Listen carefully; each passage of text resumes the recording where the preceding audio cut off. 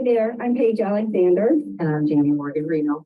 We are two lifelong food addicts here to share simple solutions of how you can recover with us at Real Food Recovery. Together, we have over 100 years of experience in recovery because we've had over 100 years of experience in addiction. The Real Food Recovery podcast exists to share simple solutions and habits that freed us from years of food obsession and they can free you too.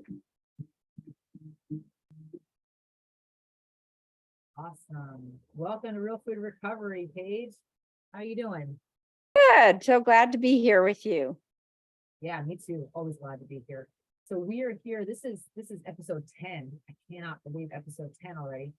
And we are actually talking about, this is the second week we've talked about recovery branches or branches of recovery as we see them in our tree of life, tree of recovery life after being processed food addict.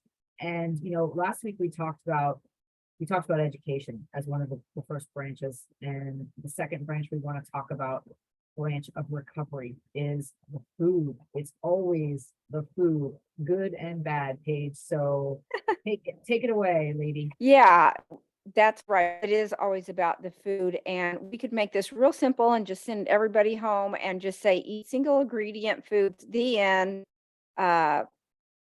That's almost the end of the conversation. That would just clear everything up on its own immediately. But so here's the thing. The reason we say it's always about the food is because no matter how healthy or unhealthy we are, food plays a top role in outcomes. So whether we're feeling really good or getting really sick, food is still a vital component of what's happening in our life. It's no small topic. It's a multi-billion-dollar industry, and for good reason. It's a way that the food industry uses to addict people and have them coming back for more. Not just coming back for more, but begging for more, going to extremes. People will go to extremes to get whatever food that they are addicted Yes. to. I'm sure you've heard outlandish stories like I have too. And it's a dark, yeah. Oh, that was for me. Yeah, it's just such a dark, painful, excruciatingly painful place. So here at Real Food Recovery, we are all about helping people create their own food list, not letting anyone else tell you what to have on Right. your food list. We create your own food lists by experimenting with these clean foods, these single ingredient foods. Even from there, we narrow it down for ourselves to find out how our body reacts. And that just comes from trial and error and experimenting. So Yeah. let's get into it a little more. We know food is a divisive topic for people. So why would we even talk about something that divides people almost as much as religion and politics? Why would we talk about that? Yeah. What I think that it is very divisive. And it's the reason we talk about it, and the reason that it's one of the branches of recovery for us and our experience. And, you know, together we always say we have over 100 years, a century in addiction and addiction recovery around processed foods. So Mhm. we're not coming to you like we just got off a turnip truck. We, Pun intended. right? Exactly. Yeah. We have a firm belief that food is the single biggest contributor to health and the single biggest negative influence on health outside of drugs and alcohol. There is no way we can't talk about it. There just isn't. The thing about food for me is that each person, as Paige just said, needs to find the right food plan for them. And I don't mean, you know, Jenny Craig or Weight Watchers. I mean Mhm. the right mix of foods for your body at this stage of your life. And P.S. it might change as you age. Mhm. So you know, spoiler alert, don't get too attached to it. Mhm. Your body will tell you what you need. But more importantly, I find that in my recovery, it's very important for me to have a grasp of my activity level, Mm.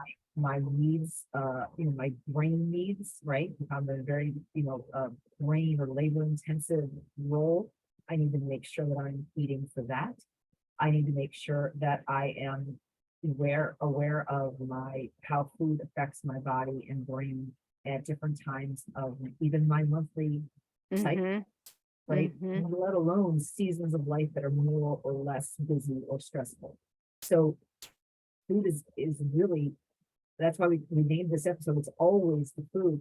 If you're sick, it's always the food. And if you're well, it's always the food, right? Yeah, It is that foundational principle. So much so that it's a recovery branch, but it's the trunk of our recovery tree. It is the yeah, foundation of our recovery tree. yeah, I agree with that. So while it might be divisive, one thing that I know, you have to talk about it because no matter what you're doing, how many skills you develop in recovery, if you're still eating processed food, you are still going to be binging. It will just be one continuous binge cycle after another, because that is what the processed food is designed to make you do. And your body is well organized to react the way that the processed food makes it react. Your body is very vulnerable to the way processed food makes you respond. And another couple of big reasons for me, why do we talk about this, is because, as we've mentioned several times on other podcasts, 1.6 million people die every year from diet related disease. And you have said that that number is probably low, but it makes me sick that if one person dies of a diet related disease that was preventable, that's too much. We know that the processed food increases cellular aging, and while the single ingredient foods slow down cellular aging and enhance cellular repair, these are the reasons we have to talk about it. And once we understand the science, then things can start changing in our life, and that's where we want to be. Yeah. And we can't do it as long as processed food is part of our daily regime. So we talked a little bit about how creating our own food list. How do you find out what foods are best for you and what you should be eating? And I had mentioned earlier, first of all, I no longer listen to anyone else. Right. One of the greatest gifts in recovery is to listen to your own intuition. And if you're starting to make a move and you're doing it based on, well, somebody told me I should do this, so I guess I'll try this, you need to stop and re-examine. Now, I think it's good to listen to other people's ideas, but your voice should be the loudest, be your own dog, and then just start trying things on for size. As long as they are unprocessed, it's highly likely they're going to be a good fit, but there are some exceptions to that. Yeah. Like for many years, I thought, oh, plant-based sweeteners, that's okay. And I've got this most organic kind, and it still kept my cravings alive. So that just did not work out for me. So I did my homework and had several years of continual sugar lapses once or twice a month, because I just could not control those sugar cravings. That really did keep it alive for me. Yeah. That was a sad. I had a mourning process over letting that one go, but Oh, yeah. Oh, I, yeah. now I don't even want to go back there. Right. What about for you? Yeah, it's so true for me too. I cried openly when I realized that these foods were keeping me addicted, and if I wanted freedom, I needed to let go of the foods. And it was like a death of a family member, Yeah, or a best friend, really. It was yeah. that I grieved it. And I remember thinking, this feels right to grieve it. Like, it feels like it's what I needed to do. Mm, It feels like these foods played such a role in my life that I did need to honor, not the foods, but I needed to honor what not having them in my life, what the impact was that they made in my life. Right. mhm. It wasn't a good. And they were a big part of my life. Right. So that's why I think the grief was there.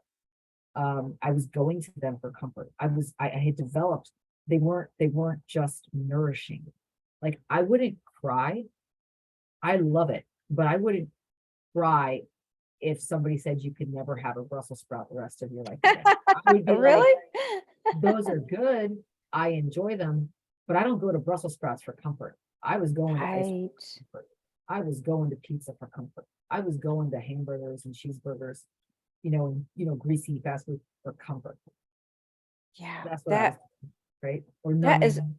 Yeah, that was a brilliant analogy. You wouldn't cry over Brussels sprouts, which Yeah. I'm having for dinner, by the way. Right? Delicious, Yeah, delicious. they But I are. wouldn't They like, are delicious. I would be like, that makes me sad, but I don't, it, not, see though, I kind of say Brussels sprouts, but I kind of would cry if somebody said I couldn't have broccoli the rest of my life. I love broccoli. Yeah. Your taste buds change, right? What? Your taste buds change, don't they? And I love broccoli. My little dog loves, Ollie loves broccoli. I honestly, we love broccoli, the two of us. Anyway, so for me, it was trial and error, like to figure out the food. It was trial and error. I had to listen to my body. I ate a very clean, what someone called paleo, sort of style of eating. It wasn't following any specific edicts, right? But it was along those general lines. And it was very clean. And even though I took out dairy, I knew to take out dairy because dairy really aggravated inflammation for me. And also a lot of sinus issues for me. So that was easy.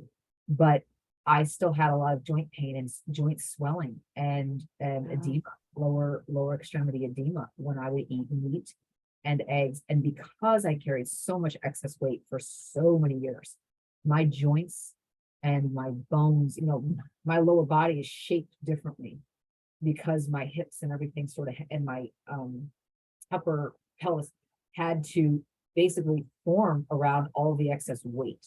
So I have a different shape in my lower body just from all the excess weight I used to carry because my actual bones are different. My back had a lot of extra stress on it for years. So I have to be really careful about inflammatory foods. And because I feel them very, very easily. And for me, meats and eggs inflame my joints. And it's something I don't really feel the need to eat. I notice, and gluten, of course, does the same thing. Dairy does the same thing. It's just immediate for me. And I don't know if there's, potentially an undiagnosed autoimmune, maybe, but I've never been told I need any medication or had an autoimmune condition on any blood work. So I have a feeling if I were to start eating meats or those animal products again, that some markers would change and it would show up.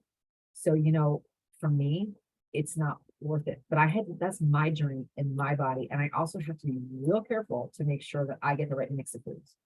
And I know, Paige, you had a very similar experience on the other side where you had to add meat back in because it was so critical for you. Everyone's different. I agree. And we can't say that enough. It's just trial and error, and you have to find out what's best for you. You are your own expert. Right. So, be your own guru. So shifting a little bit, how do you think the diet industry has affected our food decisions? You want to go first or you want me to go first? I want to hear what you have to say. So I get irate over this because, first of all, the diet industry makes us feel bad about what our bodies look like. So they capitalize on our vulnerability. And I really hate people that sell fear. Really hate that you're not going to be accepted. You're not going to be loved unless you fit in that teeny weeny polka dot bikini. You're not going to be popular. So here, let me sell you these manufactured, processed, smaller quantity portions, and we're going to make you thin. I'm going to say you're going to lose 20 pounds in 2 weeks if you just eat my packaged product, knowing that is not going to work, but still taking my money. They encourage us to be thin and then they keep us fat on purpose. So I have rage really about the diet companies and what they promise, and it just sets us up for more pain and darkness and trauma. And it just is heartbreaking to know that people are there and they're so vulnerable. They will just do anything to get out of this misery. And that means paying whatever it costs, believing whatever people tell them. And even if they lose a little bit of weight, it's going to come right back. It will come right back, if not more. And then they're in a worse position than they ever started. So that's my happy answer. How do you feel? Yeah, I too. I incensed, right? In every way, the diet industry has affected our food decisions in every way. I don't know about you, but I'm very visual, and I can remember going down, and of course, they know this, right? They're psychologists and psychiatrists and biologists that work in the marketing and advertising industry to hook people with images and smells and formulations of products that are geared to make us think of the ads that they show us Mm-hmm. we're in the grocery store. So I remember as a kid, there was a big campaign of Special K, right? And Special K, and they showed the woman in the red dress in the mirror, and she was looking at her Oh, thinner body because she needed Special K, which was hilarious.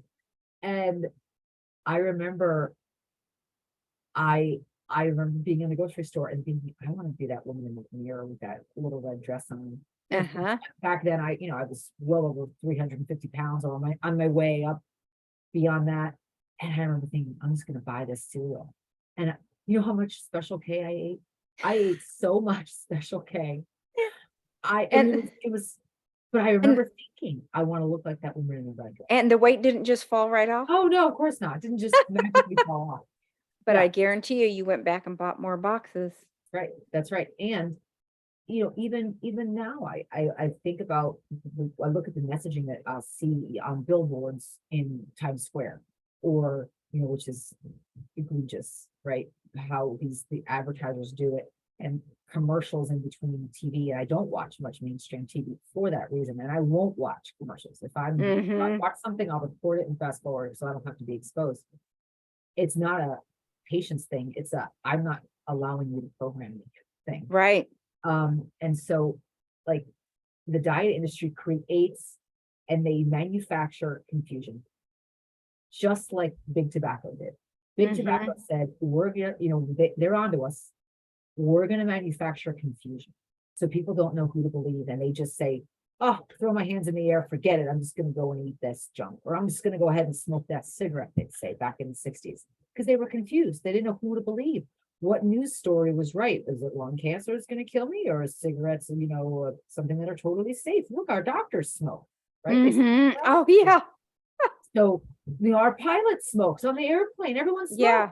Fine. So the cigarette companies manufactured confusion before they were shut down by lawsuits, right? With warning that processed food's already there. Coca-Cola selling you water filled with sugar and food coloring, and then sponsoring healthy kid campaigns with athletes, major athletes. Nabisco, the yogurt, Danone yogurt, which is all sugar, right? I'm not talking about dairy. I'm talking about processed food sugar in a cup marketed as food. Right. They sponsor breast cancer campaigns, breast cancer awareness campaigns. And I was like, your food promotes breast cancer. Right. The sugar and the dairy combination promotes breast cancer. Like, are you kidding? It is confusion. So yeah, I have a lot of emotion about it. Yeah, and every commercial that they put on with, I'll just use Coca-Cola or a soft drink. It's these happy people that are, whether it's for cookies or pizza or soft drinks. It's these people, they're trying to sell happiness. It makes it look like these are the people that have the best life. And again, just really playing on people's emotions. I just think it's diabolical. I agree. Do you know what I look like after I ate a Happy Meal? Not happy. I look like, why do they just eat that? I mean, there's lots of jokes around that in the zeitgeist, but it's true. And whenever I would order a pizza and eat my pizza, I wasn't like, yeah, I'm loving life. Like, I've got my pizza and my Coke and my friends, and we're out camping, and then we're going to go watch the stars. No, I was home by myself, eating pizza, drinking Coke, thinking about how much my life stunk. Yeah. That's what I was doing eating pizza. I wasn't having a party with friends and doing some healthy, well-adjusted thing. I was like isolating with my drug of choice. Yep. Which had pepperoni on it and a big bottle of Coca-Cola. There was no party happening. There was no happiness. There was just like, I wonder how long I can wait until I eat this next piece. Right. That's what the addicted brain, that's its job, to tell you Once you have that first bite, it's when can you get another? How fast can you get another? Yep. Don't let anything get in the way of getting another. That's the job of the addicted part of the brain. And once you eat processed food, that is the message that you're going to get every single time. So let's not even start that message. Let's avoid those messages so you don't have to fight that fight. Have that conversation in your brain. Yeah. You know, what would it take for the diet industry to redeem itself? Honestly, Hello. yeah, nothing. Hello. I don't know. I don't have anything. I treat them like I treat big pharma in many ways. Big pharma selling drugs for diseases that are preventable, to manage diseases that are preventable with lifestyle change. I treat diet industry like the pharmaceuticals that are marketed to treat, curable illnesses. Mm-hmm. I just don't even, they have nothing for me. I want nothing to do with them. I don't even think that they should be part of the conversation. Yeah. I think for them to redeem themselves, they need to have warning labels. They need to have full disclosure. They need to let people know statistics up front. And you know what? They need to give refunds if what they promise and what they're trying to sell Right? actually does not come to fruition. That was a Right. little bit of a pun in there too. That's right. If that doesn't come to fruition, then yeah, wouldn't that stop people in their tracks if they had to give refunds whenever these overinflated promises, they don't work when they lurk on the vulnerable. So Yeah. ugly.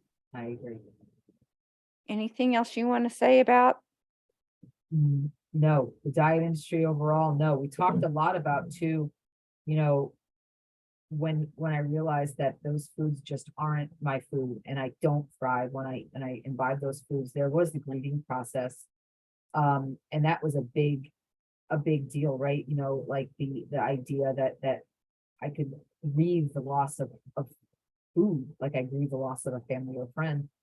But one thing I didn't expect in recovery was in the early days of my recovery years ago was around, dreaming about eating that food, like literally at night, asleep, dreaming about that food.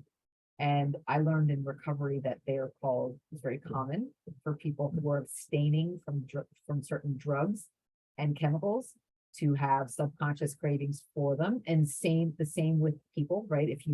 When I was going through my divorce, I had dreams about my ex and I, interacting, doing life together. And I remember thinking, oh my gosh, it's just like a user dream where Yeah. I was, my subconscious is trying to work out the fact that we're no longer together, just like the user dreams are people trying to work out, subconscious trying to work out that those foods are no longer in those people's lives. Yeah. So I had those. Yeah, I had user dreams in the beginning too, and it panicked me. I'm like, what the heck is going on here? And I was so grateful when I woke up and I'm like, oh, thank goodness I didn't do that, because I think I was 6 months off sugar, and it was about having a big sugar binge. And I mean, I woke up in the biggest panic. It's the same as, you've robbed a bank and you're like, why did I do that? You're just so grateful that Yes. that was just a dream. But I had a very wise woman explain to me about how the conscious and the subconscious are trying to work things out. And then it shows that things are changing for you. So I was very grateful to I guess ultimately have user dreams, because it's kind of a sign of progress. We talked a little bit about grieving over the loss of food. And was it this episode or last episode that you were talking about, you were crying about breaking up with? Oh yeah. Oh, all of them. Whenever, Mhm. yeah, that's the Every process. episode. It was a grieving process for me, but Mhm. it was necessary. It was necessary for me to Yeah. grieve. Yeah, it was the strangest, most bizarre thing that there were certain foods that I did grieve because they were a part of my life. They were part of family traditions. They held emotions. And, we're just starting to do a few different traditions now, and everyone has lived through it. I used to make, certain desserts and breads and things like that, and I've changed that a little bit. If they want to have dessert at a holiday, whoever wants to make it, they can, but I'm not going to do it. But yes, it was a grieving process. It was change. it meant more than the food. It was a lot of things attached to the Exactly. food, but do I regret it? It was worth the grief. Amen. It was Not worth one that bit. process. I don't regret it either.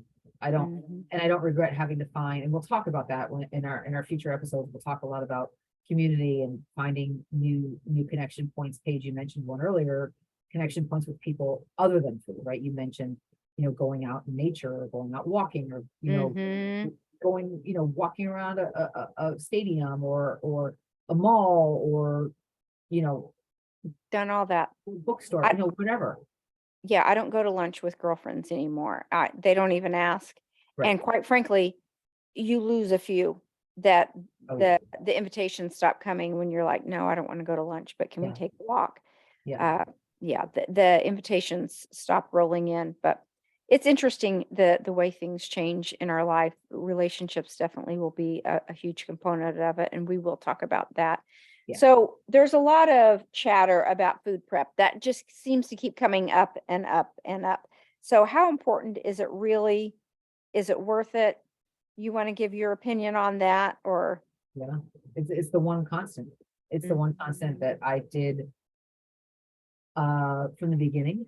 I was told the importance of it by my dietitian years ago that I no longer work with, but I value so much of her wisdom. And that's Mhm. one thing that I took from working with her.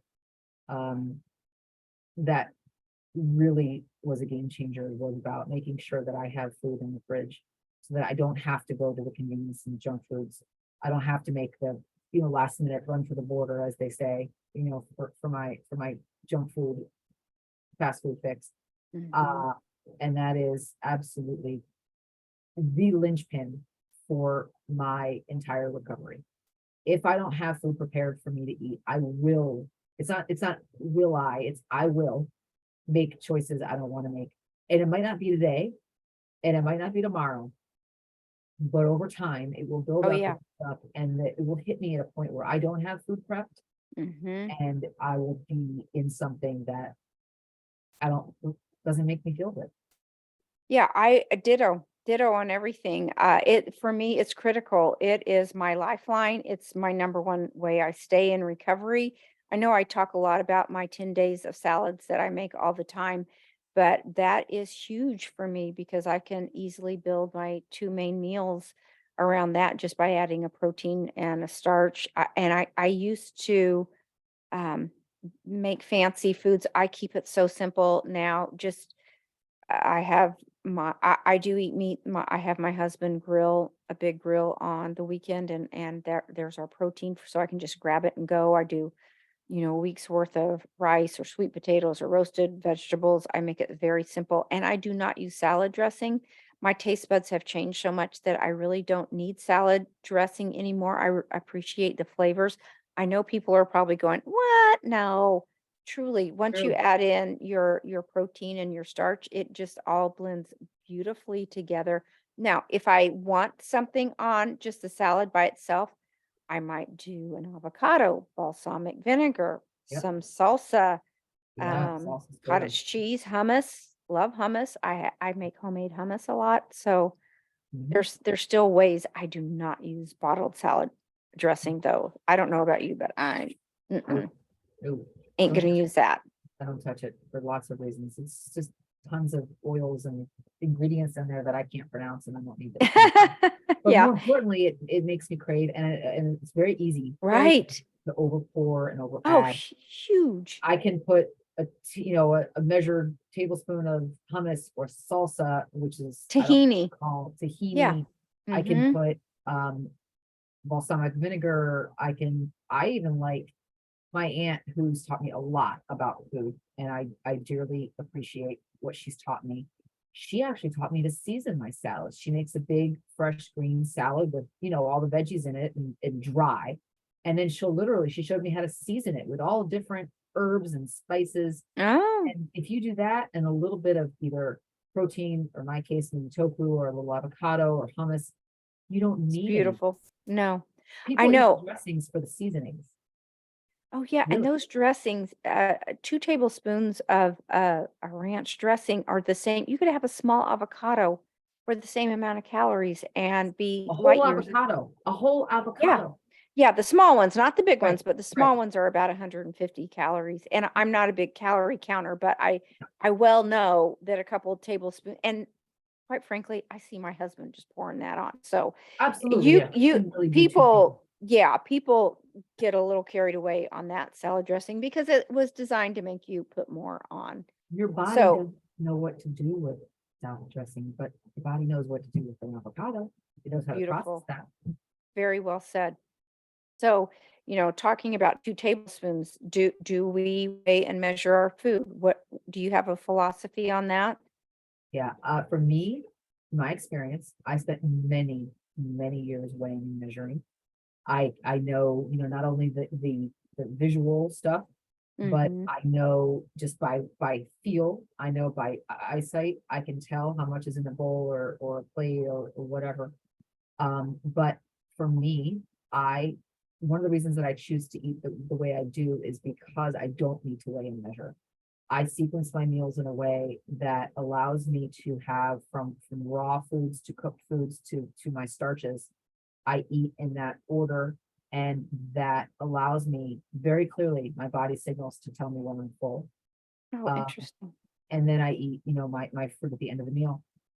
So the only thing I do weigh are those calorie dense, natural, single ingredient foods. For me, I don't do avocados much, but when I do, I measure them. And Mhm. I also measure nuts, right? I Yeah, measure out the quantity of nuts that I'm eating in a given day. It's never, for me, never more than 1 ounce. I yeah, don't use oil, in anything. And when I go out to restaurants, I make sure to ask for things, steamed, and not fried or no oil. I have a couple restaurants where I have special meals on the menu because I've requested them so often. They actually added them to their oh, computer. oh, And they actually are, remove the oil, they've, remove certain things. And for me, it really promotes satiety the way that I eat. And when I see, this is just me, when I see myself measuring food, it promotes scarcity. The way I I eat see. promotes abundance and fullness and contentment. But for me, when I see something measured, it's like, oh my gosh, it's not ever going to be enough. I'm never going to be full on that. It's never enough. And that is, again, just because of my history and the choices I made in my own recovery, measuring and weighing is very triggering. And I also remind myself, in the natural environment, you never see an overweight animal. Mhm. So as long as I keep and it's not about the weight, right? But it's about it, it's about health and all the things that come with excess. If I keep my environment natural for my human species, I don't have to worry about the diseases of excess. Mhm. And that's the That's experience. Yeah, that's so fascinating that this just shows how different we are because weighing and measuring triggers you. For me, it calms me down because I know right where I am, and that chip in my brain is missing to cut off. Mhm. Even with the whole foods, I still need to be very careful. So my starches, I weigh. Makes That sense. can get away from me. And proteins, sometimes I do. A lot of times I eyeball it, and that's for sure. I weigh and measure that. But yeah, it's just so interesting how different our programming is. You said something that was really interesting to me too. You said you eat your raw vegetables and then cooked and then starches and then fruit. Are you saying like you eat like one serving, like round one, I eat everything raw, and then my next, I'll um, eat, so in a given meal, I will eat, let's say I put together a plate and I'll have on the bottom of the plate, I'll have a starch. The middle of the plate, I'll have, you know, cooked vegetables. And the top of the plate is raw greens or raw, cabbage or something, all of my raw. Or I'll do, let's say I'm making this stir fry for dinner.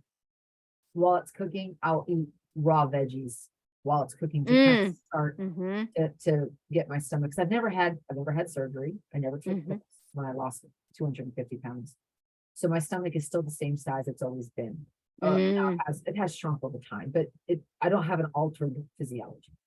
And Mm-hmm. so for me, my stomach will shrink over time and has certainly from what I used to be able to eat. Mm-hmm. But I find that I like to feel not stuffed, but full. I like to, Mhm. feel, that there's in some Eastern cultures, there's a belief of pushing away from the table 80% full. Given my history, that's never been something I've been able to do. Me neither. So I'd rather set my environment up for success by eating the way I eat so that I can start to fill my stomach with high water, high fiber foods like broccoli Mhm. and then cooked veggies, which are a little less fiber filled and a little less water filled. And then the last is starches so that because if I started my meal with starches, I would have to measure my starches too. Mhm. So I Yeah. don't need the starch until towards the end of the meal. And by that point, my body tells me exactly how much it needs, which PS is never more than I would have measured anyway. And see, so that part of my brain is broken too, that you mentioned that you feel full, Mhm. and I don't get that till maybe a few hours later, and that's how I know I've overeaten because I'm miserable all of a sudden. But that doesn't happen in, like science says, in 20 minutes, just eat slowly. You'll know if you're full. That does not happen for me that way. I don't have that. Well, it That does is, now, but yes, it's a non-working part. I still have to be careful with that. So that's another reason that I weigh and measure some things. I like my raw vegetables, I don't do that, but that part of my brain still, it can be tricky. It's not as acute. It takes longer for me to recognize I'm full. yeah, That's what I'm trying to say. yeah, definitely. So So go ahead. where do you find your recipes? If you have to food prep, where do you find the info to do it? Well, I'm a big fan of Food Fitness by Paige, my food blog. So that's one place I go to, but beg, borrowing, and stealing. I love to just peruse around. I love to work with seasonal vegetables or spices. Mhm. Pinterest is a good place to look for sugar, salts, oil-free recipes. I just have had a lifelong interest in food and creating new food. I like to keep it interesting. My food is never boring. It's colorful. I may eat a lot of the same things, but it's always delicious. I never begrudgingly eat my whole food. I think it's always been good. But yeah, it's just fun to search around and share with other people too that are in recovery. And we'll be sharing cooking videos on our social media Mm, pages too with recipes to help other people. And we want to encourage other people to share their recipes with us too, so we yeah, can share it with others as well. yeah, yeah. So cooking for me with recipes, cooking is something that's in my blood. It's in my family. I come from a long line of really good cooks, and so I just feel called to the kitchen. I've always been. Mm, It's not about the food addiction, really. It's just about was modeling, right? I grew up with grandmothers and moms and aunts and cousins and people that cooked, everyone in the family. So and it was something we did, as a celebration of love and giving to others, right? In a healthy sense, right? And it was mhm. unhealthy things that were passed down around food, but those were the healthy things. And so for me now, I like to keep things very simple. I've gone through those phases where I try to complicate or overcomplicate. And it was fun because variety is fun for me. Mhm. I enjoyed certainly serving others and creating things for others. But then I found for me, when it was just for me and even my husband and I get, if I get overwhelmed with other things in life, because food is not the center of life for me anymore, I have other things in life that I do. And so when it comes to the food, I just want to keep it simple.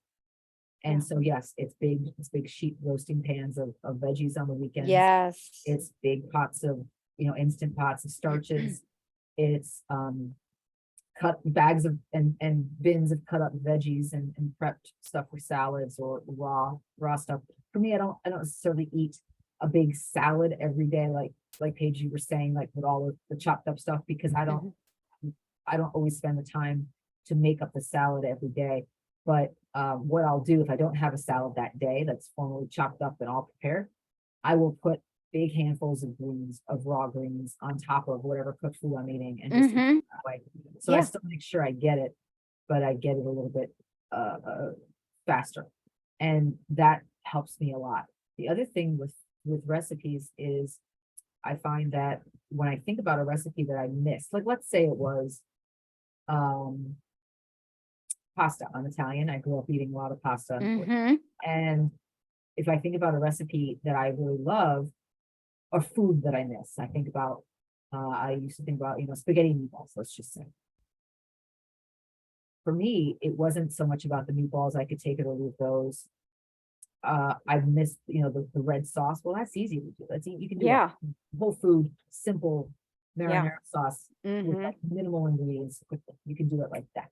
So that's easy. So then, okay, do I really miss the pasta? Well, I've got the sauce flavor and I've got all the spices going on. So what do I miss that? And what do I miss? I miss the winding of the fork and the slurping of the stuff. So I just like, zoodles. Yeah, I love noodles. zoodles. I don't cook mine. Do you? I need to try that. I have gotten to the point where I blanch them quickly and I need to figure out another way. So it's not cooking them. I Okay. just do them raw because if you pour the heat up. hot Yeah. tomato sauce on, that will be enough to soften them. And then if you cook them, they just get too soft and soggy. So Exactly, get mushy. But spaghetti squash is another thing that I use. yeah. I'll use spaghetti squash and I'll have instead of meatballs now, I'll have roasted broccoli, roasted cauliflower, Beautiful. and I mix it all up in my sauce and it's pasta night. And I don't know any of the wiser. So for me, my taste buds have changed. I do like to keep it very simple. And whatever I do, I think about, instead of thinking about what I can't have or don't eat anymore, I think about what I can add to it. So it's not about what I'm not getting, it's about what I'm adding, what I'm giving. Yeah. I'm adding a big handful of steamed broccoli to this soup. I'm adding a big, handful of roasted cauliflower to my pasta or pasta night, which is, by the way, spaghetti squash. I'm adding, like those kinds of things instead of thinking about, oh, I can't have pasta, woe is me. It's not that I can't. Pasta makes me feel junky and my joints inflame and I don't eat it. So, and I can't regulate it. I can't stop once I start it. So That's right. my body knows when it's had enough cooked vegetables. It tells That's me. right. Yeah. And I love riced cauliflower. Yeah. That's another option. Do you Yeah. ever add like lentils or beans and things like that And to your lentils, spaghetti beans. sauce? Yes, or lentil taco meat. Yeah. I'll make lentil tacos and big salad. And sometimes if I'm doing like a lentil loaf, I'll do, a lentil loaf on the bottom. I'll make that instead of meatloaf or a hamburger or a lentil burger or a chicken burger, black bean burger. And then I'll do, some cooked veggies on top. And then I'll put a big handful of raw greens on top of that. And so that when I'm eating, it kind of works my way down. And my body gets what it needs. It just feels Do you have your greens prepped and ready to go in the refrigerator? That's one thing I splurge on. I don't prep my greens. I will spend extra, and that is my trade-off because I don't want to take the time when I'm in a rush to clean the greens and spin them and dry them, and so I buy the pre-done greens. And even I eat a lot. There's a lot of broccoli in my life, Paige, and I will buy bags of clean washed broccoli, raw broccoli, and use those. It's more money, but you know what? I think I'm not spending it on pharmaceuticals and doctor visits, so I've got a little money to burn. Yeah, and you have a food organization system too at your house too. That's really good looking, actually. Thank you. I've transitioned. I was just talking to my mentor today. His wife's a nutritionist, and very, she's not a American Dietetics Association nutritionist. She's actually a free thinker and very, very enlightened. And she and I both have a lot of thoughts about keeping food in glass and the importance of that. So, yeah, I've transitioned my fridge and my pantry. Pantry is more disorganized, but the fridge, I've mindfully transitioned to 95% glass in my food fridge, all kinds of foods, especially the fresh stuff. It just stays way longer in glass. And when I moved here to our second home in out of state, I really told my husband, I said, we need to go out and get our glass containers for the fridge for the beach house. And he's like, okay. And he just went out and got them. Like, you knew what I meant? Went out and Good got 'em. boy. Very good boy. We'll have to do pictures. You'll have to take some pictures and we'll put them up Yes, on our social media I'll do channels. that. I'll do that. And I can even do a quick, if I can keep it under a minute, I'll do a short and show you my fridge. Yeah. Yeah, that'd be great. Well, we are out of time. We don't have time for listener questions this week, but we will sure get to them next week. And if you have any questions about the episodes we've done or anything else, please feel free to leave comments and questions for us, and we will get to them as soon as possible. But most Absolutely. of all, thank you for being with us. We just love talking about this, and we are here to help enlighten people and get them out of darkness. And just we want everybody to have a rich, full life That's right. filled with That's right. freedom. That's right. Yes, we do. Thank you, Paige. Always good to be here with you. And we will Agree. see you all, and maybe you'll hear us next time on Real Food Recovery. Sounds wonderful. Bye, guys. Bye-bye. Our mission is to help empower people to make educated and life-renewing decisions that promote physical and emotional health, longevity, vitality, peace, and wholeness.